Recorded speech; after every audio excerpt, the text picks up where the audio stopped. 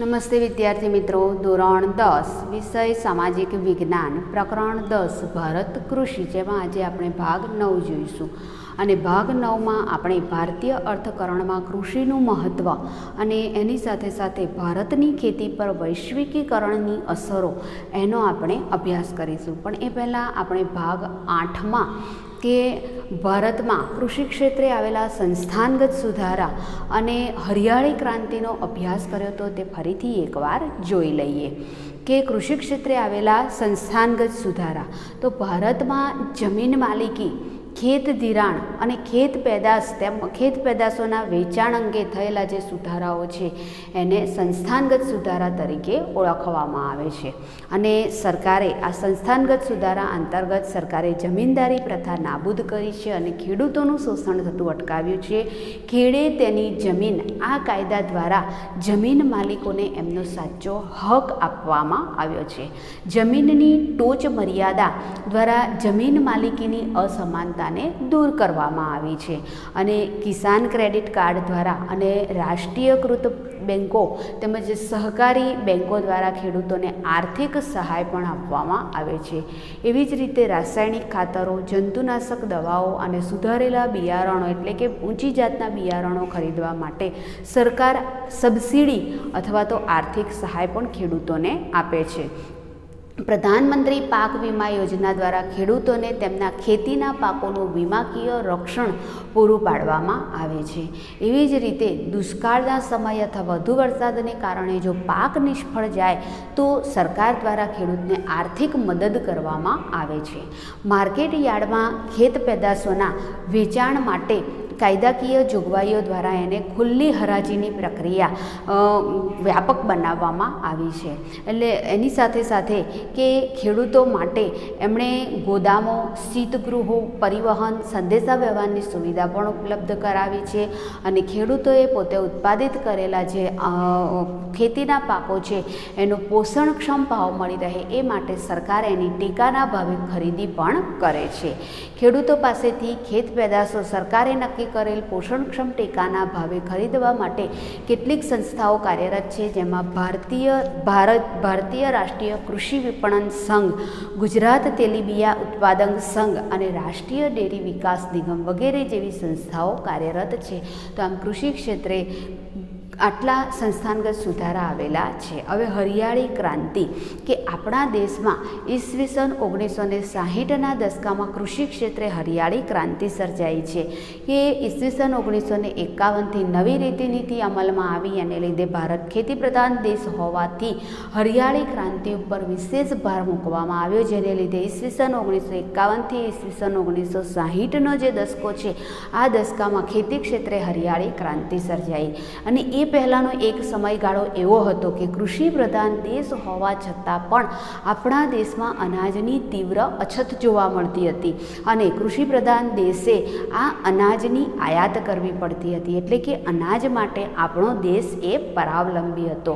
પરંતુ આજે હવે સુધારેલા બિયારણોની જાતો, રાસાયણિક ખાતરોનો વધતો જતો વપરાશ અને સંકરણ કરેલા બીજોનો ઉપયોગ, તેની સાથે સાથે કે પાક રક્ષણ માટે જંતુનાશક દવાઓનો ઉપયોગ અને એની સાથે સાથે ભારતના ખેડૂતનો પ્રચંડ પુરુષાર્થ, પછી વીજ વિતરણની વ્યવસ્થા, વ્યાપક વ્યવસ્થા અને સિંચાઈની સુવિધા વગેરે જે જરૂરિયાતો કે સગવડો છે એમાં થયેલા વધારાને પરિણામે કૃષિ ક્ષેત્રે ઉત્પાદનમાં વધારો થયો છે અને અસાધારણ વધારો થયો છે. આ વધારાને આપણે હરિયાળી ક્રાંતિ તરીકે ઓળખીએ છીએ. તો સુધારેલા બિયારણો, રાસાયણિક ખાતરો, જંતુનાશક દવાઓ, મહેનતુ ખેડૂત, એની સાથે વીજ વિતરણની વ્યાપક વ્યવસ્થા અને સિંચાઈની સવલતોમાં વધારો થતાં ખેતીના ઉત્પાદનમાં વધારો થયો છે, જેને હરિયાળી ક્રાંતિ તરીકે ઓળખવામાં આવે છે. હરિયાળી ક્રાંતિનો મુખ્ય ઉદ્દેશ એ હતો કે કૃષિ ઉપજમાં વધારો કરવો અને ખેડૂતોને વધુ પ્રમાણમાં રાસાયણિક ખાતરો, જંતુનાશક દવાઓનો ઉપયોગ કરવા માટે પ્રેરિત કરી અને કૃષિ ઉપજમાં વધારો કરવાના લક્ષ્યને હાંસલ કરવાનો ધ્યેય હરિયાળી ક્રાંતિમાં મૂકવામાં આવ્યો હતો. હરિયાળી ક્રાંતિને લીધે ઘઉં અને ડાંગરના ઉત્પાદનમાં વિક્રમજનક વધારો થયેલો છે અને દેશમાં જ્યાં પહેલાં એક સમયે અન્નની આયાત કરવી પડતી હતી, એટલે કે અન્નની અછત હતી, એની જગ્યાએ આજે આપણા દેશમાં અન્નના પર્યાપ્ત ભંડારો છે. આપણે આખું વર્ષ ચાલે એટલું અનાજ પેદા કરીએ છીએ. આવનાર પરિસ્થિતિનો સામનો કરી શકીએ એટલા માટે આપણે બીજા 1 કે 2 વર્ષ સુધીના અનાજનો સંગ્રહ કરી શકીએ છીએ અને તેમ છતાં પણ આપણે અનાજની નિકાસ પણ કરીએ છીએ. તો આટલો વિક્રમજનક વધારો એ હરિયાળી ક્રાંતિને લીધે ઉત્પાદનમાં થયો છે. અને એક સમયે ભારતમાં દુષ્કાળનો સમયાંતરે અનુભવ થતો હતો, પરંતુ હરિયાળી ક્રાંતિ પછી ખાસ અસર જોવા મળી નથી. અનાજના બફર સ્ટોકો આપણી પાસે ભરેલા રહે છે, જેને લીધે દુષ્કાળ કે અછતની પરિસ્થિતિનો આપણે સરળતાથી સામનો પણ કરી શકીએ છીએ. અને આપણો દેશ આજે અનાજ ક્ષેત્રે સ્વાવલંબી બન્યો છે અને જે ઐતિહાસિક ક્રાંતિની સીમાચિહ્નરૂપ સિદ્ધિ ગણવામાં આવે છે. આજે રોકડિયા પાકોનું વાવેતર વધ્યું છે. અનાજ અને કઠોળનું તેમજ અનાજ એટલે કે ધાન્ય પાકો અને કઠોળના વાવેતરના પ્રમાણમાં ઘટાડો થયો છે, કારણ કે રોકડિયા પાકોને લીધે ખેડૂતોને ઉત્પાદન પણ સારું મળે છે અને વળતર પણ સારું મળે છે, જેને લીધે કઠોળ અને ધાન્ય પાકોના વાવેતરનું પ્રમાણ ઘટ્યું છે. અને તેની ખાસ અસર જોવા મળે છે કે આ પાકનું વાવેતર ઘટવાથી કે એકનો એક જ પાક ખેતરની અંદર વાવવાથી જમીનની ફળદ્રુપતામાં ઘટાડો થયો છે અને વિશ્વના દેશોએ કૃષિ ક્ષેત્રે ઉન્નત ટેકનોલોજીનો ઉપયોગ કરીને જે પ્રગતિ સાધી છે, ત્યાં સુધી હજુ ભારતે પહોંચવા માટે બીજી હરિયાળી ક્રાંતિ સર્જવાની જરૂર છે.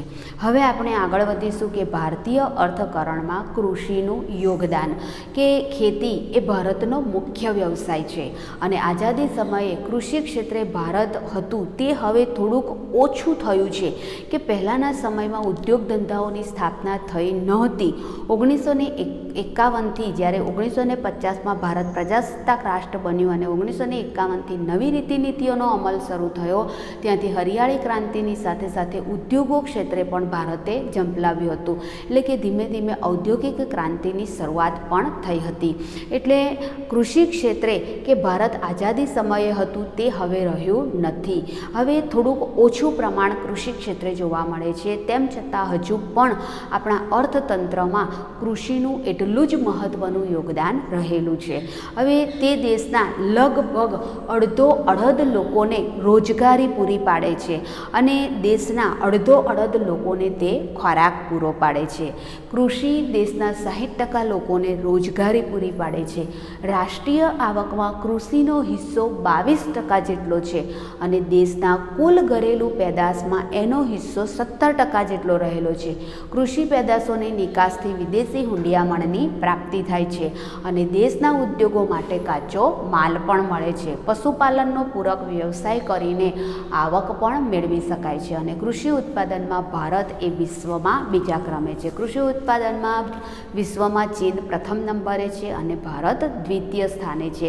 એટલે કે કૃષિ ક્ષેત્રે ભારતીય અર્થકરણમાં કૃષિનું યોગદાન, તો કૃષિ એ ભારતનો મુખ્ય વ્યવસાય છે, પણ આઝાદી સમયે કૃષિનું જે પ્રમાણ જોવા મળતું હતું એ અત્યારે જોવા મળતું નથી. એની પાછળનું કારણ એક જ છે કે આપણે આ પ્રકરણની શરૂઆતમાં જોયું હતું કે સાક્ષરતાનું પ્રમાણ વધ્યું છે, એટલે કે ભણેલા ગણેલા લોકો એ ખેતી કરવા માટે તૈયાર થતા નથી. એની સાથે ભારતમાં વરસાદની અનિયમિતતા અને અનિશ્ચિતતા જોવા મળે છે અને એની સાથે સાથે કે સમાજમાં કૃષિનો જે વ્યવસાય છે એ ઉતરતી કક્ષાનો વ્યવસાય જોવા મળે છે. આ બધા કારણોને લીધે પહેલાં આઝાદી સમયે જે કૃષિનું જે પ્રમાણ હતું એ આજે ભારતમાં રહ્યું નથી. તેમ છતાં પણ ભારતીય અર્થકરણમાં કૃષિનો હિસ્સો મહત્ત્વનો ગણવામાં આવે છે. તો ભારતીય અર્થકરણમાં કૃષિના યોગદાનમાં પહેલું કે કૃષિ એ ભારતના લોકોને ખોરાક પૂરો પાડે છે અને દેશના લગભગ અડધો લોકોને, એટલે કે 60% લોકો, દેશની કુલ વસ્તીના 60% લોકો આજે કૃષિ ઉપર નિર્ભર છે. એટલે કે દેશની કુલ વસ્તીના આશરે 60% લોકોને કૃષિ પ્રવૃત્તિમાંથી રોજગારી પ્રાપ્ત થાય છે. કૃષિ ક્ષેત્રે દેશના કુલ ઘરેલું પેદાશોમાં લગભગ 70% હિસ્સો એ કૃષિનો રહેલો છે. ભારતની મહત્ત્વની જે કૃષિ પેદાશો છે તેમાં ચોખા, ઘઉં, તેલીબિયા, કપાસ, સણ, ચા, શેરડી, તમાકુ, બટાકા વગેરે છે અને તેની આપણે વિદેશોમાં નિકાસ કરીએ છીએ અને એની મોટા પાયે નિકાસ કરીએ છીએ, જેને લીધે આપણને વિદેશી હુંડિયામણની પ્રાપ્તિ થાય છે, એટલે કે વિદેશી નાણું આપણા ભારતમાં આવે છે અને ખેત પેદાશના ઉત્પાદનમાં વિશ્વમાં ભારત બીજું સ્થાન ધરાવે છે. સુતરાઉ કાપડ, ખાંડ, કાગળ, તેલ વગેરે ઉદ્યોગો તથા ખાદ્ય સામગ્રીને લગતા પ્રસંસ્કરણ ઉદ્યોગો માટે આપણને કાચો માલ પણ આ ખેતી પ્રવૃત્તિમાંથી જ ઉપલબ્ધ થાય છે અને કૃષિ એ ભારતના લોકોને ખોરાક પણ પૂરો પાડે છે. તો ફરીથી એક વખત કૃષિ ક્ષેત્રે ભારતીય અર્થતંત્રમાં કૃષિનું યોગદાન એના વિશે આપણે ફરી એકવાર જોઈ લઈએ કે કૃષિ એ ભારતના લોકોને ખોરાક પૂરો પાડે છે. ભારતની કુલ વસ્તીના આશરે 60% લોકો એ કૃષિમાંથી રોજગારી મેળવે છે.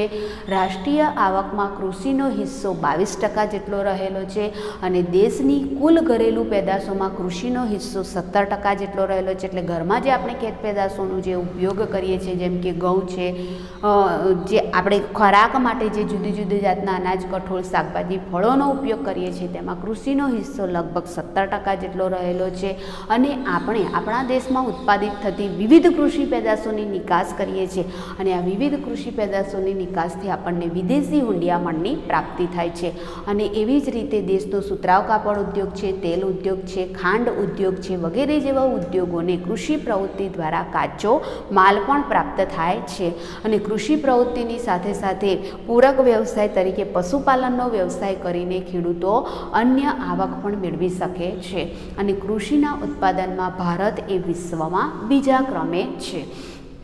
જો કે અનિયમિત અને અનિશ્ચિત વરસાદ અને સિંચાઈની અપૂરતી સગવડને કારણે ખેતી ક્ષેત્રે વૈશ્વિક બજારમાં ભારતનો દેખાવ સાતત્યપૂર્ણ રહ્યો નથી.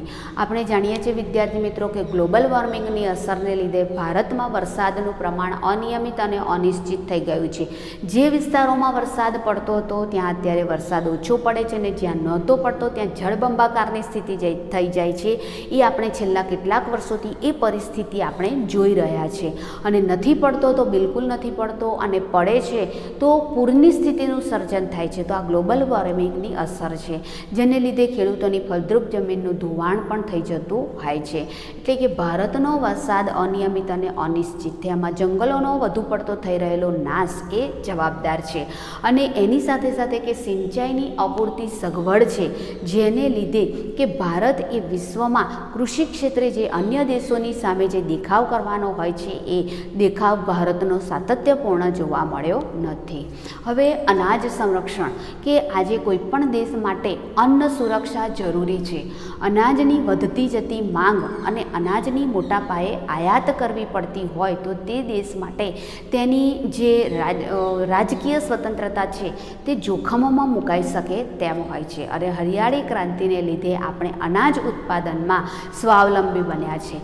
અનાજ ઉત્પાદનની સાથે સાથે દેશની વસ્તીમાં પણ વધારો થયો છે અને ઈસવીસન 1951માં આપણા દેશની વસ્તી આશરે 36 કરોડ 10 લાખ જેટલી હતી અને જે આજે વધીને આપણા પાઠ્યપુસ્તકમાં 125 કરોડથી વધુ એવું આલેલું છે. પણ વિદ્યાર્થી મિત્રો 127 કરોડની ઉપર છેલ્લે 2011માં થયેલી વસ્તી ગણતરી પ્રમાણે આપણા દેશની વસ્તીનો આંક એ 127 કરોડ ઉપર ગયો છે, જેને લીધે અનાજની માંગ આજે વધી રહી છે. એટલે કે આજે કોઈ પણ દેશ માટે અન્ન સુરક્ષા એ જરૂરી છે. અનાજની વધતી જતી માંગ અને અનાજની જે મોટા પાયે આપણે કરવી પડતી આયાત એ કોઈ પણ દેશ માટે રાજકીય જોખમ ઊભું કરે, એટલે કે રાજકીય સ્વતંત્રતા એની જોખમાય એ પરિસ્થિતિનું સર્જન થાય છે કે આપણે કોઈક અન્ય દેશ પાસેથી એ જે તે ચીજ વસ્તુની આયાત કરવી પડતી હોય છે. એની સામે આપણે એને કોઈક વસ્તુની નિકાસ કે જે એ દેશમાં ન થતી હોય એવી વસ્તુની નિકાસ એને આપવી પડતી હોય છે, એટલે કે એવી વસ્તુ એને આપવી પડતી હોય છે અથવા તો આપણા દેશમાં એ વસ્તુ આપણા દેશના લોકો પૂરતી જ પર્યાપ્ત હોય છે. તેમ છતાં પણ આપણે કોઈક વસ્તુની આયાત કરવી હોય તો આપણે એને બીજી સામે વસ્તુની નિકાસ કે એ જે દેશમાં એમને ન પાકતી હોય એવી વસ્તુ આપવી પડે છે અથવા તો એની વધુ કિંમત ચૂકવવી પડતી હોય છે. અને જો એમ ન કરવામાં આવે તો આપણા દેશની સ્વતંત્રતા જોખમમાં મુકાય છે. એટલે અનાજ સુરક્ષા એ કોઈપણ દેશ માટે આજે જરૂરી બની છે અને જો અનાજની વધતી જતી માંગ અને અનાજની મોટા પાયે કરવી પડતી આયાત એ કોઈપણ દેશની રાજકીય સ્વતંત્રતાને જોખમમાં મૂકે છે અને હરિયાળી ક્રાંતિને લીધે આજે આપણે અનાજના ઉત્પાદનમાં વિક્રમજનક વધારો કરી શક્યા છે, પરંતુ એની સાથે સાથે આપણા દેશની વસ્તીમાં પણ એટલો જ વધારો થયો છે.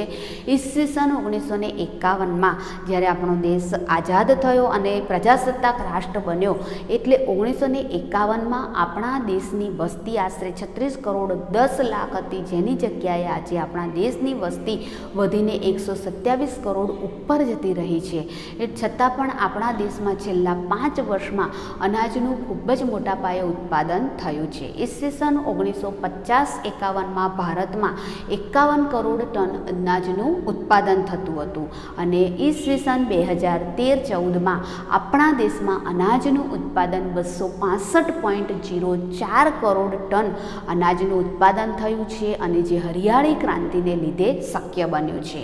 આજે આપણી પાસે એટલું બધું અનાજ છે કે દેશની ન્યૂનતમ જરૂરિયાતને પૂરી કરી શકીએ અને આ ભંડારો ટકાવી રાખવા અને તેમાં વધારો કરવો એ આવશ્યક છે અને અનાજનો બફર સ્ટોક ઊભો કરી અને દુષ્કાળ અને ઓછા અનાજના ઉત્પાદન સમયે અનાજની તંગીને અટકાવી શકાય છે અને અનાજના ગોદામોમાં રહેલા અનાજને સાચવવાની વૈજ્ઞાનિક પદ્ધતિઓ અપનાવી અને અનાજનો બગાડ થતો અટકાવી શકાય છે. આ અનાજ હજારો ગરીબ પરિવારોને વિનામૂલ્યે આપીને એમની ભૂખ પણ મિટાવી શકાય છે. અનાજનો બગાડ અટકાવવો એ આ સમયની એક તાતી જરૂરિયાત છે અને અનાજના સંગ્રહણ અને પ્રબંધનની વ્યવસ્થા સુદૃઢ કરી અને અત્યંત આવશ્યક છે અને સરકારે ખાદ્ય સુરક્ષા કાયદા દ્વારા ગરીબો સુધી અનાજ વિતરણ કરવાની જોગવાઈ કરીને એક સારી શરૂઆત કરી છે. તો આપણા દેશમાં છેલ્લા 5 વર્ષોમાં અનાજનું વિક્રમજનક ઉત્પાદન થયું છે કે હરિયાળી ક્રાંતિને લીધે અનાજના ઉત્પાદનમાં ખૂબ મોટા પાયે વધારો થયો છે.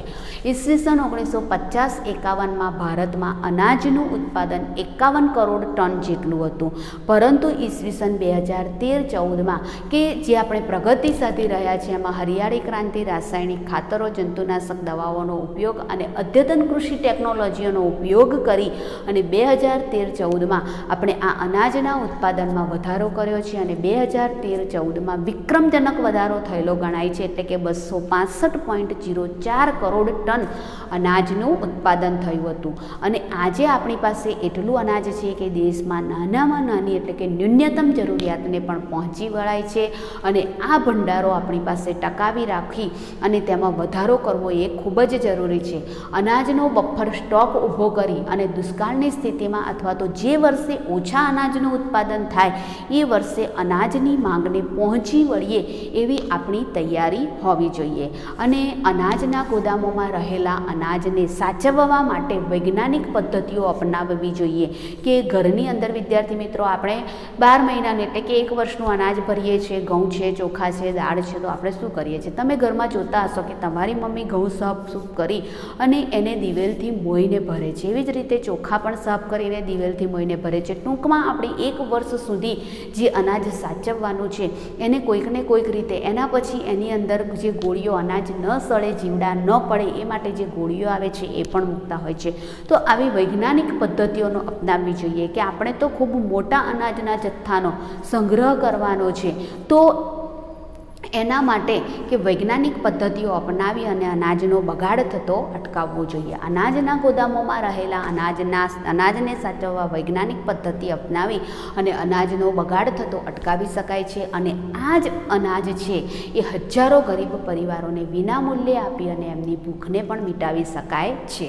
હવે આ અનાજનો જે બગાડ છે, અનાજનો બગાડ અટકાવી અને અનાજના સંગ્રહણ અને વ્યવસ્થાપનની પ્રબંધનની જે વ્યવસ્થા છે એને સુદૃઢ બનાવવી જોઈએ અને સરકારે ખાદ્ય સુરક્ષા કાયદા દ્વારા કે ગરીબો સુધી અનાજ વિતરણની જોગવાઈ કરી છે, તે ખૂબ એક મોટી સારી બાબત ગણવામાં આવે છે. હવે ભારતની ખેતી પર વૈશ્વિકીકરણની અસરો, કે ભારતનો ખેડૂત ખેત પેદાશ પેદાશોને વૈજ્ઞાનિક બજારમાં વૈશ્વિક બજારમાં વેચી અને નફો મેળવી શકે એવા ઉદ્દેશથી ખેતી ક્ષેત્રે વૈશ્વિકીકરણની નીતિ અમલમાં મુકાઈ છે. વૈશ્વિકીકરણ એટલે વિશ્વના દેશોનું એકબીજા સાથેનું આદાન પ્રદાન. એટલે ભારતના ખેડૂતે ખેત પેદાશોને વૈશ્વિક બજારમાં વેચી અને નફો મેળવી શકે એવા ઉદ્દેશથી ભારત સરકારે વૈશ્વિકીકરણની નીતિ અમલમાં મૂકી છે. અને વૈશ્વિકીકરણને લીધે ખેતી ક્ષેત્રે કેટલાક પરિવર્તનો આવ્યા છે. ખેતીના પાકો કે નિકાસ કે આયાત કરવા માટેની પ્રક્રિયા સરળ થઈ ગઈ છે. ગુજરાતમાંથી કપાસ અને મરચાં તેમજ તલ એ ચીનના બજારોમાં વેચાતા થયા છે અને વિશ્વના વિવિધ બજારોના જે ફળો હતા એ ભારતમાં મળતા થયા છે. વૈશ્વિકીકરણથી ભારતમાં બહુરાષ્ટ્રીય કંપનીઓ દ્વારા વેચવામાં આવતા મોંઘા ભાવના જીનેટિકલ બિયારણો મોડિફાઈડ બીટી બિયારણો એ ભારતમાં આવ્યા છે અને એને લીધે ખેતી ખર્ચાળ બની છે. જો કે કપાસ અને મકાઈના ઉત્પાદનમાં વિક્રમજનક વધારો પણ થયો છે. વૈશ્વિક બજાર પ્રાપ્ત થતાં આપણને આયાત સરળ થતાં ઘર આંગણે કૃષિ ઉત્પાદનોને સ્પર્ધાનો સામનો કરવો પડે છે અને કેટલાક ઉત્પાદનો વૈશ્વિક બજાર પ્રાપ્ત થતાં તેમના પેટન્ટ રજિસ્ટ્રેશનની જરૂર ઊભી થઈ છે. અને વિશ્વ બજારમાં આપણી ગુણવત્તાસભર કૃષિ પેદાશોની વેચવા માટે પેટન્ટ રજિસ્ટ્રેશન દેશના નામે નોંધાવવી જરૂરી છે. તો કૃષિ ક્ષેત્રે ભારતની કૃષિ ઉપર વૈશ્વિકીકરણની અસરો તો ભારતના ખેડૂતે ઉત્પાદિત કરેલી જે ખેત પેદાશો છે એ વૈશ્વિક બજારમાં વેચી અને નફો મેળવી શકાય એ હેતુથી ભારત સરકારે વૈશ્વિકીકરણની નીતિ અમલમાં મૂકી છે. અને જેને લીધે ખેતી ક્ષેત્રે કેટલાક પરિવર્તનો આવ્યા છે, જેમાં ખેત પેદાશોની આયાત નિકાસની પ્રક્રિયા સરળ બની છે. એટલે કે વૈશ્વિકીકરણની નીતિ અપનાવતા કે વિવિધ જે ખેત પેદાશોની આપણે આયાત કરવાની છે કે નિકાસ કરવાની છે એ પદ્ધતિ સરળ બની છે. એના પછી ભારતમાં ને એમાંય ગુજરાતમાં જે કપાસ મરચાં કે તલ ઉત્પન્ન કરવામાં આવે છે એ ચીનના બજારોમાં વેચાતા થયા છે. અને એવી જ રીતે વિશ્વના વિવિધ દેશોના ફળો કે જે ભારતમાં વેચાવા માટે આવવા લાગ્યા છે. અને ખેત પેદાશોના પ્રમાણ પ્રકાર અને સ્વરૂપ બદલાયા છે કે વૈશ્વિક કક્ષાએ ખેતી માટેની જે સ્પર્ધા છે એમાં ટકી રહેવા માટે ભારતે ખેતીનું પ્રમાણ પ્રકાર અને સ્વરૂપ પણ બદલવા પડ્યા છે. અને પરદેશથી આવતા જે ખેત પેદાશોનું ઉત્પાદન છે એની સામે ભારતે હરીફાઈમાં ઉતરવું પડ્યું છે. અને કૃષિ ક્ષેત્રે નવી ટેકનોલોજી અપનાવી અને વધારે ગુણવત્તાવાળી પેદાશો ઉત્પન્ન કરવા ઉપર ભાર મૂકવામાં આવ્યો છે, અથવા તો વધુ ઉત્પાદન આપતા ખેત પેદાશોના ઉપર ધ્યાન મૂકવું પડ્યું છે. લોકોની આર્થિક ઉન્નતિ અને સમૃદ્ધિ વધારવા આયોજનબદ્ધ પગલાં ભરવા પડશે. તો ભારતની ખેતી પર વૈશ્વિકીકરણની અસરોમાં કે વૈશ્વિકીકરણની નીતિ ભારતે અપનાવી છે, જેને લીધે દેશમાં ખેત પેદાશોની આયાત અને નિકાસ સરળ બની છે. વૈશ્વિકીકરણને લીધે ખેતી ક્ષેત્રે કેટલાક પરિવર્તનો આવ્યા છે. ગુજરાતના બજારોમાંથી મરચાં તલ કપાસ ચીનના બજારોમાં વેચાવા જવા લાગ્યા છે અને વિશ્વના જુદા જુદા દેશોના ફળો એ ભારતમાં વેચાવા આવવા લાગ્યા છે. વૈશ્વિકીકરણને લીધે બહુરાષ્ટ્રીય કંપનીઓ દ્વારા વેચવામાં આવતા મોંઘા ભાવના બિયારણો જેને કે જીનેટિકલ મોડિફાઈડ બિયારણો બીટી બિયારણો છે એ ભારતમાં વેચાવા આવવા લાગ્યા છે, જેને લીધે ભારતની ખેતી એ વધુ ખર્ચાળ બની છે. પરંતુ આ બીટી બિયારણો અપનાવવાને લીધે કપાસ અને મકાઈના ઉત્પાદનમાં વિક્રમજનક વધારો થયો છે. હવે આયાત સરળ થતાં ઘર આંગણે આપણા કૃષિ ઉત્પાદકોને સ્પર્ધાનો સામનો કરવો પડી રહ્યો છે. અને કેટલાક વૈશ્વિક ઉત્પાદનોમાં બજાર પ્રાપ્ત કરવા માટે પેટન્ટ રજિસ્ટ્રેશનની જરૂર પડતી હોય છે. દાખલા તરીકે આપણા દેશની અંદર કપાસનું ઉત્પાદન વધુ થાય છે, તો આ કપાસને આપણે બહાર નિકાસ કરવી છે અને આપણા ગુજરાતનો કપાસ હોય અને આપણે ગુજરાતમાં દક્ષિણ ગુજરાતમાં અને સૌરાષ્ટ્રમાં કેટલાક વિસ્તારોમાં કપાસનું સારું ઉત્પાદન થાય છે, તો આપણે એની નિકાસ કરવી છે. તો એ પેટન્ટ રજિસ્ટ્રેશન આપણે આપણા દેશના નામે વિશ્વ બજારની હરીફાઈમાં ટકી રહેવા માટે પેટન્ટ બજારની જે રજિસ્ટ્રેશન કરાવવાનું છે એ આપણે આપણા દેશના નામે નોંધાવવું પડતું હોય છે.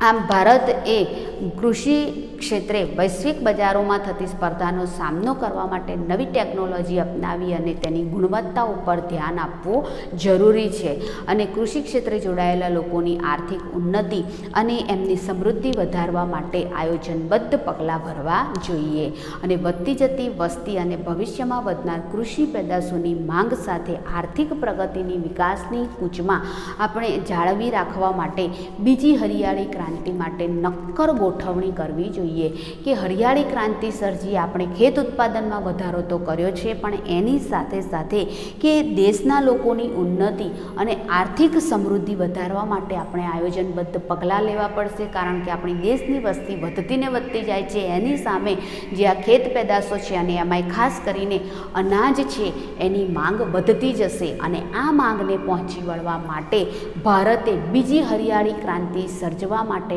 નક્કર પગલાં ભરવા પડશે. તો વિદ્યાર્થી મિત્રો, અહીંયા આપણું આ પ્રકરણ પૂર્ણ થયું. આ પ્રકરણ વિશેષ મહત્ત્વનું છે. આ પ્રકરણમાંથી બોર્ડમાં કુલ 5 માર્ક્સનું પૂછાય છે, જેમાં સેક્શન ડીમાં 4 ગુણનો એક પ્રશ્ન અને એક નકશો પૂછાય છે. હવે મેં તમને અગાઉના વિડીયોમાં કહ્યું હતું કે જે પ્રશ્નો બોર્ડમાં પૂછાય એવા હશે એ હું તમને પ્રકરણ પૂરું થશે ત્યારે ફરીથી એકવાર તમને કહીશ. તો બોર્ડમાં પૂછાય એવા પ્રશ્નોમાં કે ભારતમાં પહેલાં જ આપણે જે આ પાઠની શરૂઆતમાં પ્રશ્ન ભણ્યા હતા તે ભારતમાં કૃષિના વિવિધ પ્રકારો જણાવો. એના પછી બીજો પ્રશ્ન છે કૃષિની વિવિધ પદ્ધતિઓ વિગતે સમજાવો. એના પછીનો પ્રશ્ન છે કે કૃષિ ક્ષેત્રે આવેલા સંસ્થાનગત સુધારા જણાવો. કૃષિ ક્ષેત્રે આવેલા ટેકનિકલ સુધારા જણાવો. એના પછી આ 2 પ્રશ્નો પણ મહત્ત્વના છે કે ભારતીય અર્થતંત્રમાં કૃષિનું યોગદાન સમજાવો અને ભારતની ખેતી પર વૈશ્વિકીકરણની અસરો જણાવો. ત્યારબાદ આપણે ધાન્ય પાકો ભણ્યા અને ધાન્ય પાકોમાં કે ભારતમાં ડાંગરના વાવેતર માટેના અનુકૂળ સંજોગો જણાવી અને ડાંગરનું ઉત્પાદન કરતા વિવિધ રાજ્યોના નામ દર્શાવો. પછી ભારતમાં ઘઉંનું ઉત્પાદન કરતા વિવિધ રાજ્યોના નામ દર્શાવો અને ઘઉંના પાકની અનુકૂળતાઓ જણાવો. એના પછી કે આપણે તેલીબિયાના પાકો ભણ્યા અને આ તેલીબિયાના પાકોમાં મગફળીના પાકની અનુકૂળતા જણાવી અને મગફળી પકવતા રાજ્યો જણાવો.